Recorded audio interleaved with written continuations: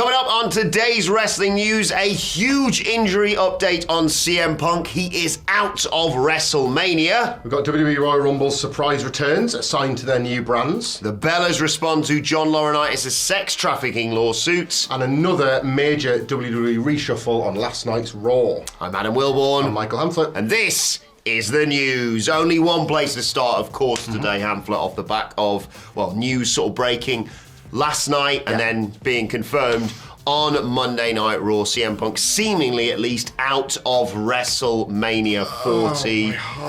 He said it isn't in the cards for him. He came out on Raw to open the show, came out in a sling, revealed he'd torn his tricep, describing himself as a bit unlucky. He wanted to tape it up, maybe get through Elimination Chamber, find a way to get to Philadelphia basically. But that doesn't look like that's going to be the case whatsoever. He very much put it into perspective with a friend of his who's had cancer. He said, look, it's just a flesh wound, it's a bump in the road, and he's going to come back and do this until the wheels fall off. Worth pointing out, this is his third injury in the past 14 televised matches that he's had. He obviously broke his foot days after winning the world title in June of 2022, and then tore his left tricep when he regained the world title at All Out just 3 months after that. Fightful Select did a bit of research on this as well in terms of the finish of the Rumble. Their reporting seems to suggest that it wasn't an audible called, obviously to have Cody go over Punk and win the Rumble. PW Insider, in terms of the length we're going to miss Punk for, because he didn't actually specify whether or not he's going to have surgery, but one would assume that might be the direction he heads in. 4 to 6 months to recover, which puts him well out of action, well past WrestleMania. Devastating news, this. Yeah, it's, devastating for CM Punk, devastating for WWE, devastating for a lot of fans that were excited to see him at WrestleMania and in the Elimination Chamber in Australia. Another big hit to that card for those fans as well, so my sympathies to them, and of course my sympathies mostly to CM Punk. I will say the promo he cut on Monday Night Raw was exactly as impressive as we imagined it to be, as was the follow-up angle with Drew McIntyre, which was like some proper business being done. As was the follow-up angle with Cody and Seth to be. We'll talk all about it later on the Raw Review podcast. But in terms of how you deal with an injury, how do you put the old-fashioned way in pro wrestling? Find a positive from the negative and make some money, and clearly they have seen some on the table with Drew and Punk for another day. Drew was excellent, his delivery, Punk was great on the sell. One would have to believe that attacking the specific injury, a bit like when Cody's tip fell off and Seth went for it the next night, the idea was they'll leave something in the chamber for that for another day. Get well soon, obviously, to CM Punk. There will, of course, be comparisons made to the injury he suffered in 2022 ahead of the All Out press conference and everything that came with that. So I think a lot of people will be leaning in, interestingly, to see how this might sort of change the so far so good relationship between CM Punk and WWE with his own sort of mortality and his career and everything like that. It remains to be seen, but I don't know, as a massive fan, I hope he gets well, gets back, and there's more. I do hope the wheels haven't fallen off. This is, as you point out, one of 3 injuries. Wrestlers get up there in age, and the long time off probably meant that it took a lot to get back into it. I don't know how wrestlers do it. I don't know how wrestlers get up in the morning, quite honestly. So it's one of them things. Punk's a divisive figure, and I think there will be a lot of people enjoying this. There will. But I think it's best practice in general not to celebrate the injury of any wrestler, no matter what you think of them. Echo, sentiments of, Miller did it last night on Twitter, as did the likes of Dave Meltzer. I know some people aren't a fan of CM Punk. We're huge fans of his. Good that we won't get to see him at WrestleMania 40. But, at the end of the day, however you feel about him, whatever he's done, he's still a human being, and I don't think you should celebrate someone getting injured and not being able to do the thing that they love anymore. Get well soon, Punker. And if you're stuck with something to do over WrestleMania weekend, Phil, that would be class. We have a place and a space for you at our live show. It's always sunny at What Culture, and it'll be even sunnier if the Punker decides to make an appearance. You are very, very welcome. You are very welcome. I can either confirm or deny his appearance at the show. But to be on the safe side, if you want to be there, I would recommend people buy tickets. Are we promoting CM Punk? Who's to say? But nonetheless, we're not promoting him. No. But we are promoting Simon Miller. Oh, yes. This couple of idiots, the people who actually like from the channel, everyone's going to be there. Come and join us. We are the Meat and the WrestleMania Sandwich. We'll be talking all about Night 1 with Night 2 still to come. VIP tickets are sold out. General tickets still available. You can get it with a t-shirt bundle if you want. WhatCulture.com/tickets. Have I forgot anything? No, that's everything. Yeah, Sunday lunchtime, you'll be able to get over to night 2 in plenty of time for WrestleMania. But yeah, do join us. whatculture.com/tickets. And speaking of what day of the week people work, will that do? We had some confirmation on some of the Royal Rumble surprise returns and debuts and the like on last night's Raw and indeed from Fightful going forward. Andrade, who of course returned in the Royal Rumble following his stint in AEW, was seen last night signing on the dotted line for Monday Night Raw with Postman Pearce. He was interrupted by the SmackDown general manager, can't remember his name. He was a little bit frustrated because Andrade could have had all this and so much more over on SmackDown, but he didn't look that concerned, and Fightful Select might have the reason why. They came through the report to say Naomi is, quote, this is Naomi is expected to be on the SmackDown brand, we're told. Those we spoke to in TNA said things were pretty clear from the start of the year that Naomi would be wrapping up. We're told WWE had maintained interest for Naomi for over a year until the official hiring freeze happened. By that time, she had obligations to TNA. So it feels like Naomi to WWE, and indeed presumably to reunite with her husband, Jimmy Uso on SmackDown, was in the offing for quite a while. It is not the cynical company that used to like splitting up couples for no good reason. It's now does try and put partners with partners. Interesting fact they were both number 2 in that Rumble. Indeed, yeah. Andrade was, obviously he's married to Charlotte Flair in real life, but with her being injured, I guess that doesn't, sort of matter particularly where he goes at the moment. That could change once she returns.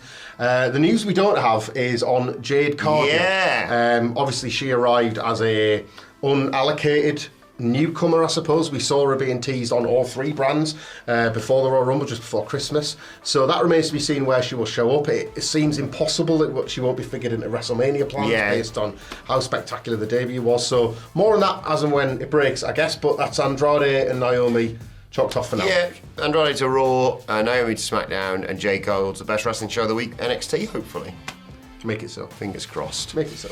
Right, we've got to talk a little bit more about the fallout from the sex trafficking allegations. Before we do this, just a reminder that we attached a fundraiser to our reports on this, and thank you to everyone who's donated.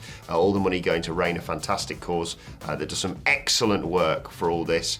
Content warning, I suppose, as well. Yes, if you want to skip ahead. Thank you. It'll be in the links, will it, to like the next story? Yes, the timestamps will be down below.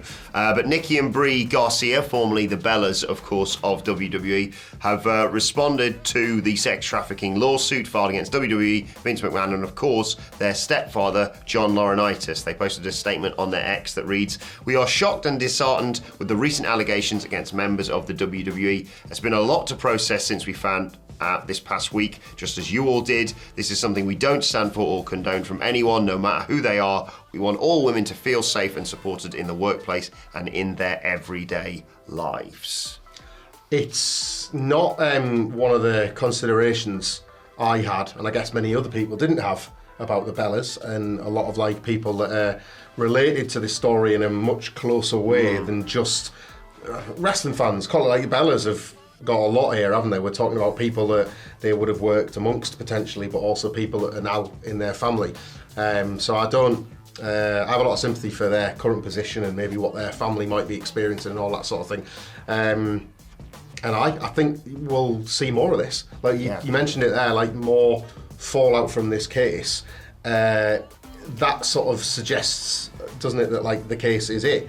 There could be more to come with the case. There's murmurings that obviously should the case be made a serious legal issue, then that opens up sort of more people and more stories and more witnesses and all that sort of stuff. This could run, but it probably should. Yeah. Like let's see sort of how far this needs to go. It's not nice stuff to report on, and to Wilborn's point, obviously, we've got the donate button with Rain and some of our prior news coverage of Vince McMahon, and you can find your local services if you choose to use them on all of this. We'll kind of like try and reference that each time. We're not experts in this field. They're a great journalist doing great work, and the story probably does have to run because all the necessary people need to be held to account, and I'm talking in terms of people within WWE inclusive, that seems to be the reference that Nikki and Brie are making there. They're in shock. The wrestlers, Cody said it in the Royal Rumble thing. Yeah. The wrestlers are reading it as well.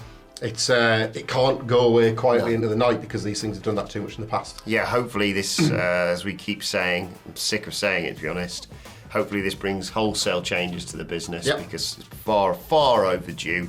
And just to reiterate a point we always say when we report on this story, Yeah. survivors. Absolutely, yeah. Back to sort of more trivial matters, I guess, but interesting ones nonetheless. A major reshuffle yet again in WWE's commentary situation last night on Monday Night Raw.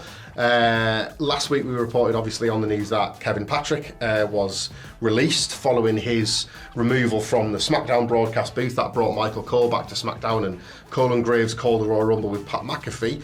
That looked like a cameo, but instead he is apparently at least in the Raw chair till WrestleMania. This was a bit of a surprise. Michael Cole and McAfee obviously appeared to be good friends, and there was a moment where Cole said, "I told you we'd have one more run together, partner," and all that sort of stuff. And then McAfee at various points referenced how he was so excited to be on the road to WrestleMania. But Wade Barrett's status was left up in the air as a result. It's possibly too easy to suggest that Barrett goes to SmackDown, because do we really have a play-by-play man then? Is Graves slotting into that role while Barrett does colour? I don't know. Is Barrett just going to be waiting around until after WrestleMania? Because obviously I think college football's finished right now, and then when that starts back up, I don't know. I'm good for Barrett, because I know he's a close personal friend of mine, but also genuinely he's a lovely man. I think he's been doing a stellar job on commentary. Yeah, it was a surprise to see. Obviously Booker's taken his job in NXT. Indeed. That's a long time ago though. Vic Joseph is kind of the only other obvious play-by-play person they have, like, that you could theoretically slot in on SmackDown. We'll see. I guess maybe we'll see as early as on tonight's NXT. But yeah, presumably SmackDown will sort of see its own set of changes. Maybe not. Maybe Michael Cole and Graves will work, and Barrett will be ice for the time being. But it was a strange one. I don't know, editorialising, like, McAfee is very much for some, but I'd like to see a more prepared version of him if he's going to rock up, because that's 2 shifts so far, and he's got that very much that special guest commentator feel at the moment. So how much does this guy weigh? Yeah, a little bit. So yeah, Kevin Patrick out, Wade Barrett tentatively out, and I guess we'll see over the coming weeks how these other changes are affected. Yeah, I do hope they find a spot for Wade Barrett though, because I think he just fits in so well, and he seemed to develop a decent relationship with Cole on Monday Night Raw. Yeah. Absolutely, not the easiest job, calling a 3-hour show every week and keeping the energy up and all that sort of stuff. So always good on panels and stuff. Yeah. We'll keep you posted on any developments with that, and we'll move on to your Twitter questions at WhatCultureWWE on X, of course, if you want to get in touch with us. First question today, question on a lot of people's minds off the back of this CM Punk news from Eddie Zamhari. Hi Eddie, he says, "Hi guys, with Seth Rollins and CM Punk off for the Mania main event night 1, do you think Bayley versus Io Sky should main event night 1 instead, with the potential storytelling drama and match? Also, she is the only horsewoman not to main event Mania yet." Think it. I goddamn tweeted it yesterday with all those exact points. Couldn't agree more with this. Look, right now it looks like a hard sell for Bayley and Io in the main event when there are so many other kind of main event ready programs. But we are, I know it doesn't feel like that in the immediacy of the Royal Rumble, but we are still 2 to 3 months away, and I only just really starting to tell the Bayley Io story. Yeah. You know, she is ostensibly a heel, even though we can all sort of sense the babyface turn coming, and it's sort of exhilarating. I love it. I think this is not a pivot WWE would have wanted to make, but I think it puts over the prestige of the Royal Rumble. I feel very strongly that Bayley should complete that 4-horsewoman set. There is something of a lore to this, with her sticking around in NXT and her being the last one to cross the line in terms of the main events, but arguably for me the most deserving of the lot. I would love Bayley to have that spot, and I hope, and this is key to all of this, by the way, all my personal biases aside, I hope they can tell the story to justify the spot. Seth Rollins isn't giving up that spot without a fight. No. We will talk in detail about that on our Monday Night Raw podcast, but there are plenty of wrestlers that, in the absence of CM Punk, must be looking at something. It's not just a Rollins opponent opening up, it's a match, it's a spot, it's an everything opening up. Like, that's how wrestling works. You know, somebody gets benched, immediately the people are looking in, like, for who can take the spot. I'd like to see it. Or Becky and Rhea. I think that would be a great main event as well, especially what Rhea was able to do with Charlotte Flair last year, of course. I think WWE might actually have not made the decision yet. I think so too. I think even if they've settled on who, and obviously Cody could still pick Seth. I thought they did a stellar job of that. I still hope and think he will pick Roman for night 2's main event. But if they settle on, Seth Gunther or, Seth Drew, they've done a lot. But I think for the time being, they might actually say, let's see what the most interest goes towards. Yeah. Because if they'd have done a night 1 and a night 2 of WrestleMania back at 35, which was our first WrestleMania, I certainly don't think in the early stages they'd have said Brian Kofi's probably night one main event. But if you look back at it now, that's kind of what it felt like, and that's how it works. Yeah. The Rock obviously hasn't yet said much of anything since the Jinder promo. So you're getting stressed about this now, aren't you? Just have him interfere in the Cody Roman match to make sure it's all fair. It doesn't touch Roman. No. And then it sets up for 41. This is why I think they should do a women's match in the main event of night one, because I think in coming years I don't see the women main eventing anytime soon. Although Jade Cargill's always a possibility. Bayley's current music, blasting as she walks the ring, and he'll coming out with an axe and then throwing the axe off the stage and hitting there, bam, bam, bam, bam, bam, bam, bam, and the Bayley buddy's hitting. Honestly, I'm talking last minute winner limbs at WrestleMania if that music hits. This guy, look at this. What a moment that would be. Oh, hang on. Yeah, do it. Do the thing. Bam, bam, bam, bam, bam, bam, bam, bam, bam, woo! A little better than this. That. Crap, that. How can you not want that, especially in the way that we've pitched it? Yeah, you don't need to see it now. Yeah. AJ David says, morning, Dadleys. Morning. Rewatching the Rumble this morning, and part of me wishes Punk's return happened at the Rumble as a surprise. Which surprises or returns do you wish had happened at 2024 Royal Rumble? Just on Punk, I don't know if I could have coped with that. No. CM Punk returns, the music hits, well, I don't care about the Rumble anymore. Yeah. Keep the camera on the entrance forever. Oh my God, it's CM Punk. Oh my God, CM Punk's wrestling. Oh my God, look who he's in the... I get it. I really do get it, but too much. Yes. A sensory overload to the point where too much would have been lost. And I wouldn't be the only real wrestling journalist left in the business. Well, indeed. Because I was the only one who called it a Survivor Series. I wasn't hanging my hat on it or anything, but if you go back and watch our stream, which is still available on the YouTube channel, I like it, but I think we couldn't, we couldn't hide our little bit of... when Liv Morgan came out at number 30, and I do like Liv Morgan. Much like Sami Zayn, very similar returns. People aren't talking about them. They're loved by the audience, absolutely. That to me was the last sort of moment where I thought, right, if Sasha Banks is coming back, it's there. If not, it's done. And it wasn't so much that Sasha wasn't there, so much as it was she's not going to be there at all. Yeah. I was 99% certain she was AEW, and the Rumble was the only 1%, and that's now done and dusted. And that's fine. I'm very, very keen to see what Mercedes Moné does in AEW. But I was just really excited about the potential of Sasha Banks for WrestleMania season. It was, for me, it was either going to be Sasha or AJ Lee. Yeah, that as well. I would have loved to have seen AJ Lee in there. That's still on the table, right? Yeah, exactly. Fill in Punk's boots whilst he's away injured, perhaps. Yeah. Who knows? So I'd love to see it. And I did like the fact that WWE didn't use legends, to be honest. Just as a kind of flex of, look at the bloody roster we've got. Because it wasn't just bog standard, you see these every bloody week. You had your Braun Breaker, Jade Cargill, Naomi coming back, Jordan Grace from TNA, of course, Mello, Tiffany Stratton. But I would love to have seen Ken Shamrock. Yeah. I would have loved it. You're excited for that, weren't you? Finally, David says, soon the class of the 2024 Hall of Fame inductee announcements will start. And a quick two-part question. Do you think Bray Wyatt, RIP, will be the first inductee? And who would you like to see inducted this year? Bray Wyatt is a good shout. Feels like he has to be, doesn't it? The Hall of Fame, we've discussed this ad nauseum really, but the Hall of Fame is really just nothing more or less than a nice night for some people to talk in front of their peers and be celebrated. Legitimacy and criteria and all that sort of stuff, it's out the window. It's not even its own thing now, is it? It's on after SmackDown. So the fact that you've got a crowd in the building that have just watched the WrestleMania go-home TV show, effectively. Is Brody Lee in the Hall of Fame? Brody Lee is not, so a dual entry would be nice. Bray Wyatt would Luke Harper, of course. Do you know what I would quite like? What I would quite like this year? What? It's something that they used to tease out in the when the Hall of Fame was a bit of a bigger deal. But what about a few ECW names? It's Philadelphia. Maybe just maybe an ECW. You know when they do that, a lot of wrestlers from the olden days. Colin Delaney from the real peak of ECW. Yes, that's exactly who I was referring to, Colin. I like Colin Delaney. I will say this actually. He was in AEW for a bit, wasn't he? He was. I'll say that.